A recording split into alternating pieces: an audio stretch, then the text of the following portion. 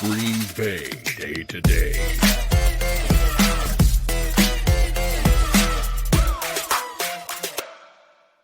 What's going on, everybody? It's your boy, Beefy Bitch. Long time no see. We're just coming right out of the draft here. So we'll just get right into it.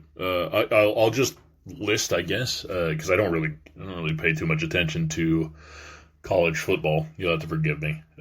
So in case you missed it, I guess we'll go through the first round and then we'll talk about what the Packers did for the remainder of the draft, and I don't know, talk about how I feel about it. I guess it's been more important to while I've really never heard the Packers very often getting like an A, they're always in playoff contention. So, and sorry, it's raining super fucking hard here. I tried to wait until it cut out. It's supposed to go all fucking day, so it's like, well, whatever. Let's just get right into it, you know.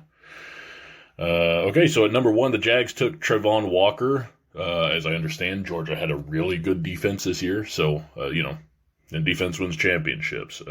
I'd like to see more people around. What's the name of that new quarter? Well, whatever. The point being, the Jags don't just need help on defense, but it's a good start. At number 2, the Lions took Aiden Hutchinson out of Michigan. Again, solid defender. He's a defensive end. Number 3, Derek Stingley Jr. out of LSU went to the Texans. He's a corner. At number 4, Ahmad Gardner from Cincinnati went to the Jets, another corner. At number 5, Kayvon Thibodeau out of Oregon, a defensive end, went to the New York Giants. At number 6, Ikem Ekwonu out of North Carolina State, an offensive lineman, went to the Panthers. The Giants, looks like they traded for Evan Neal for Alabama.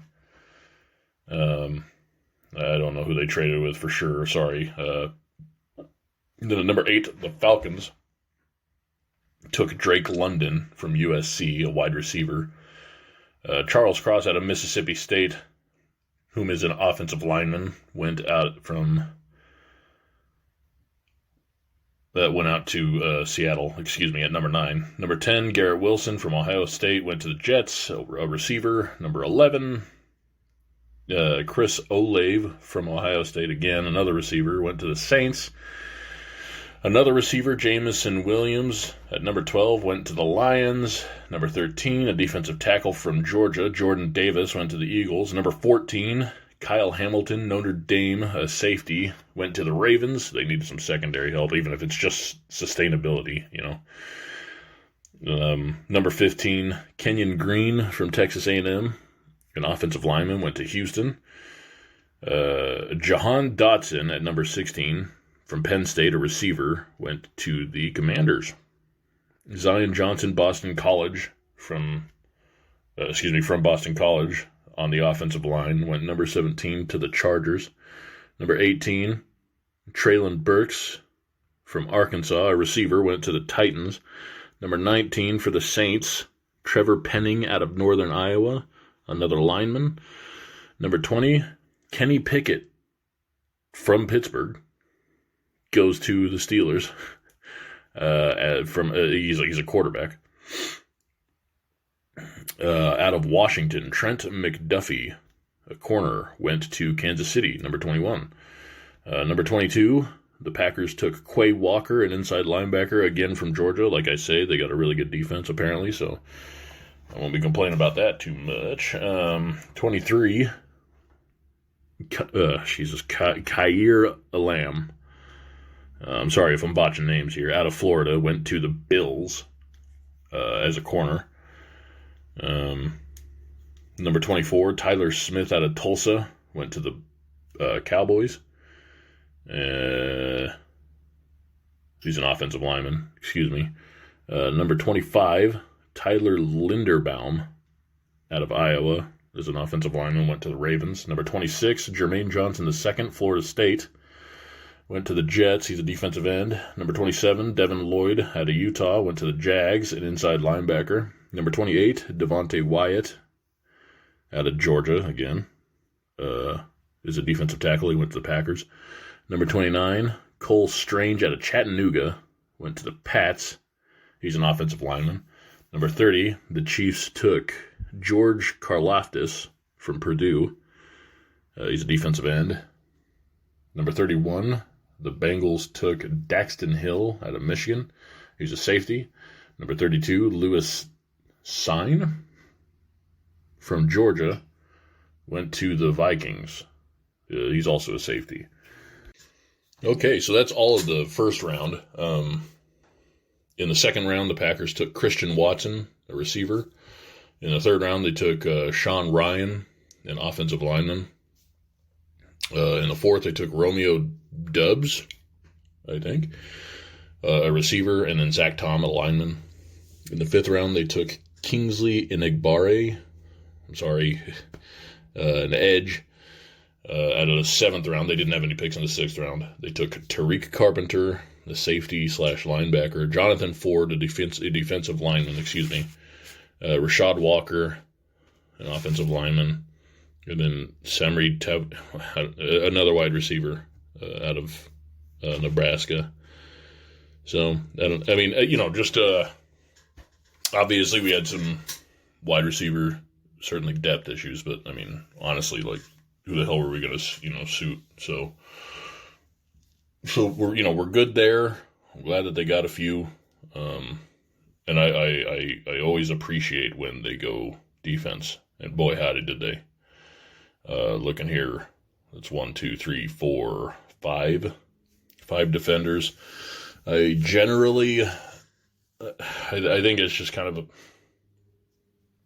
I think it's a requirement, but I think it's kind of a waste here because I think we have really good offensive linemen. I get they're bringing in a couple for competition or what have you, but I don't know. I would have liked to have seen a tight end to get picked just because, we don't know.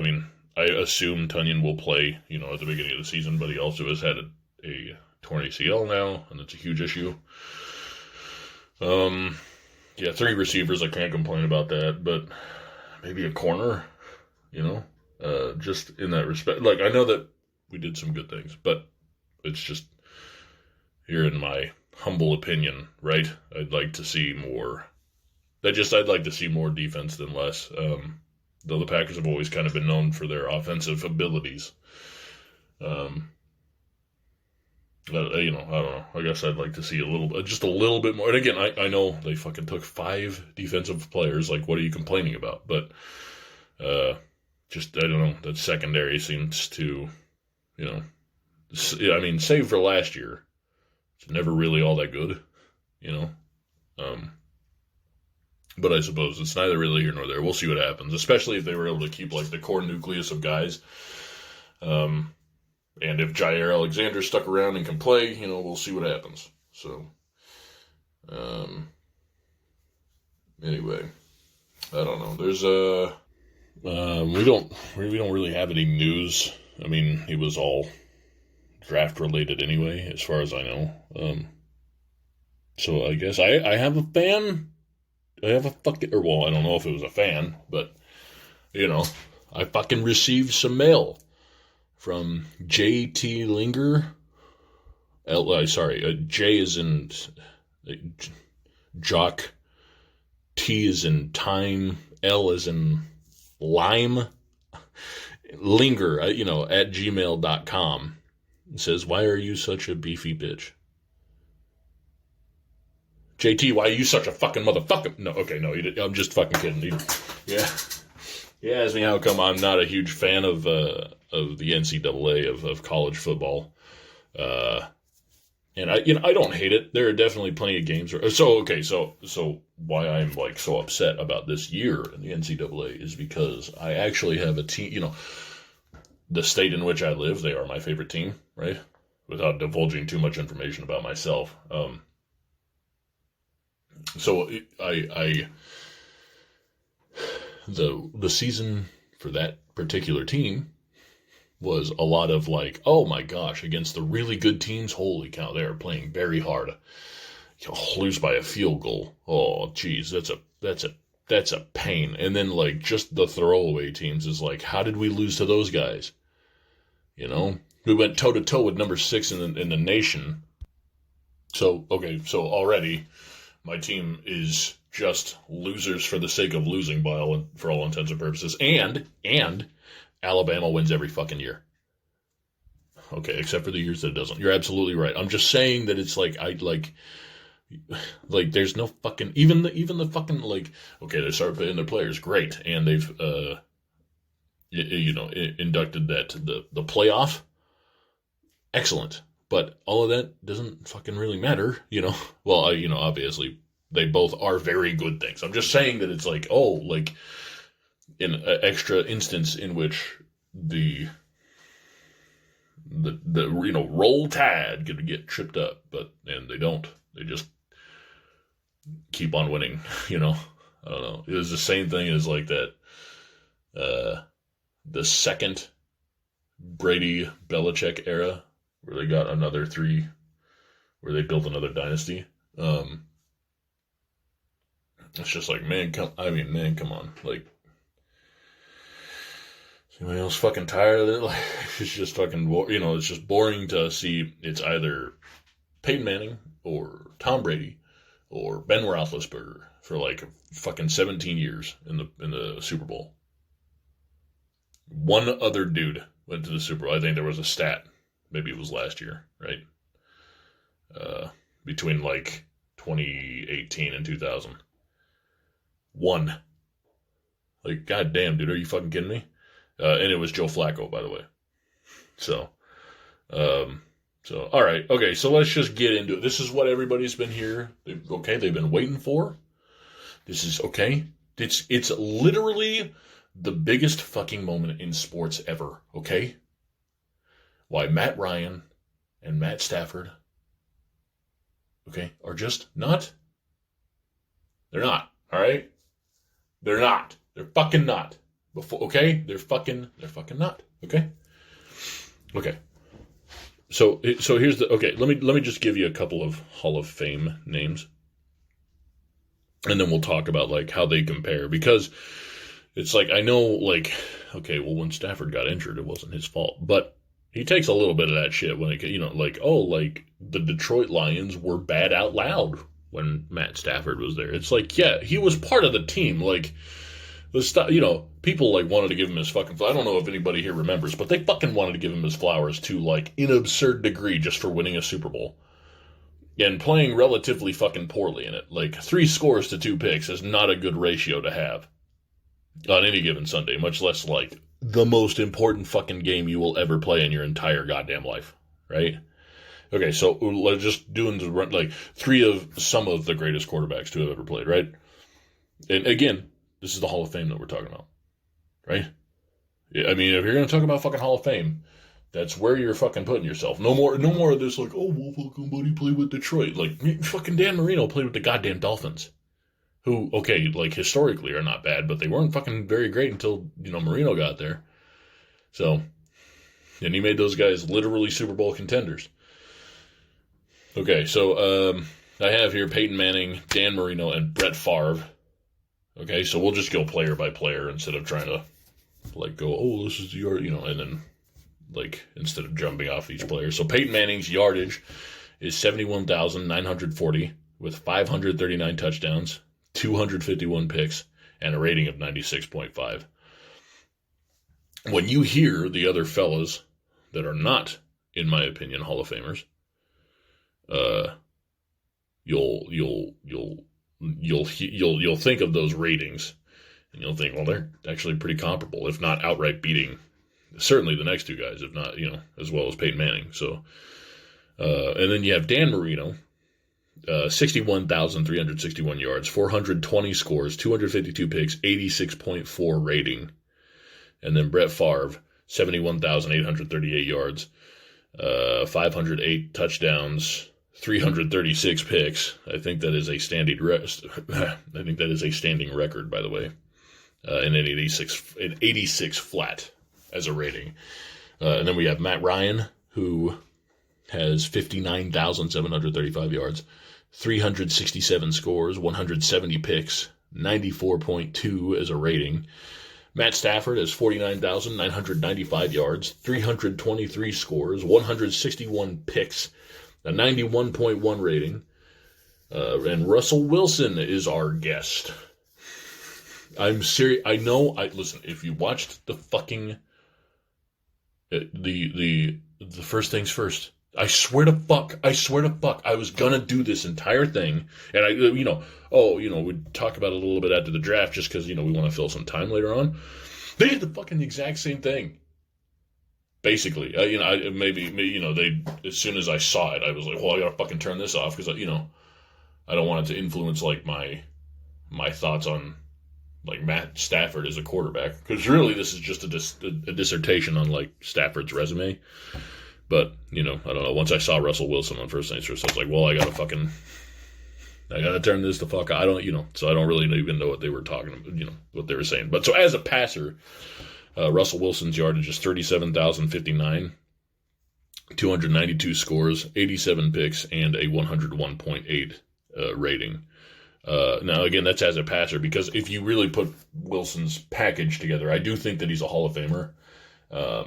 His deep ball is just insane, and the amount of time that he can buy in the pocket, it's also, well, even, both in and out of the pocket, I should say, is really incredible. Brett Favre, like the amount of games that he didn't miss is fucking insane to me. I don't know what, because I think actually Eli Manning would break that record of consecutive starts, but I might be mistaken. And then Dan Marino, like it's arguable to say that he was like the modern quarterback, but not in a modern time, where people were still like, you got to run it on first, second, and third down. And then, if you're down by 10 with 5 minutes left in the fourth quarter, we might talk about passing it,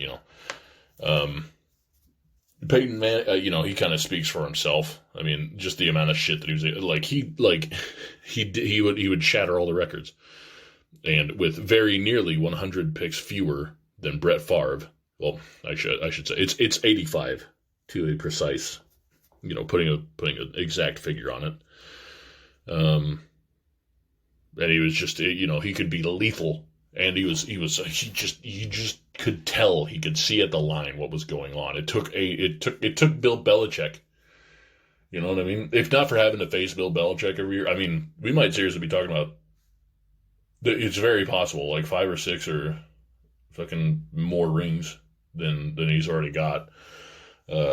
Although the Chargers seem to trip him up every year. But that's neither here nor there. Nobody would say, like, well, Peyton Manning probably shouldn't be in the Hall of Fame. Fucking 71,000 yards. That's insane to me.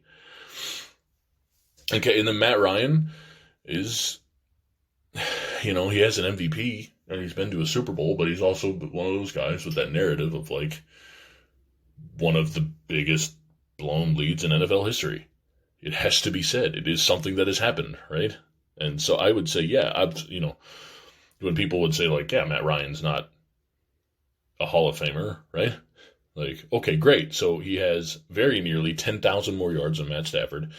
He has about 50 more touchdowns, almost 10 more picks. So why? Who are the people out here coming in with this? They feel this legitimate defense for Matt Stafford going into the Hall of Fame. Besides, he is a Super Bowl champion, which shouldn't be. Again, I really feel like you should either be consistently thought of as like, oh wow, like, I mean, take an Adrian Peterson year and put it up against somebody. There have obviously been quite a few better running backs, I would say, than Adrian. As a matter of fact, as modern running goes, I would say, like, LaDainian Tomlinson probably is, like, just one of the greatest that I've seen, that it's like, oh, man, I wish he got a ring, because, But again, it's like, I really don't think necessarily that it's ring counts. Like, of course, like, yeah, all right, should Tom Brady make it into the Hall of Fame? Yeah, he's got fucking 7, with multiple teams. Like, that's obviously also a huge factor. It's like when you had to get traded into arguably the best situation a quarterback has ever been in. Because again, he threw 3 scores and 2 picks. I'm not just trying to isolate the scores and picks and act like, oh, yardage doesn't really matter. But I do think that yardage gets a lot of, like, I think a lot of people get like, hey, look at all this yardage for, like, ending up throwing an interception at the end of the drive. Even if they drove it 94 yards down the field and it ended up throwing a pick in the end zone, it's like, So what the fuck? Who cares about the yardage then? Like, they ended up fucking turning it the hell over. So I don't know. It just, again, when like, speaking about Matthew Stafford, like, fellas, it was the same thing. It was well before this podcast was ever produced, but it was the same thing with Eli Manning. He could be really great in certain circumstances. He's got a couple of rings, pair of MVPs in the Super Bowl too. You know what else he's got? He's got a lot of really, really bad seasons. Bad seasons. And I would not at all necessarily say that, oh, hey, we got to have some automatic disqualifications. But I tell you what, if more than once you lead the NFL in interceptions, I mean, that's the bad stat, right? That's the one where people are like, just whatever fucking happens, don't give it up to the other team. Don't throw it to the other team. I don't know, man. I mean, that's just, it was a light dissertation for absolute certain, but again, I don't want to keep your guys' time. Hopefully that's, there are some people that listen to this like on their way to work, and then, as they're stepping outside their car, they get to hear me signing off and saying, hey guys, we'll see you here in a couple of weeks. God, I don't even know what the hell we're going to talk about next week, or next time I chat at you guys. But until then, stay safe. You can catch me on Twitter at GB_D2D or GB-D2D at Outlook.com. Send me an email or two, and you might even be on the podcast. See ya.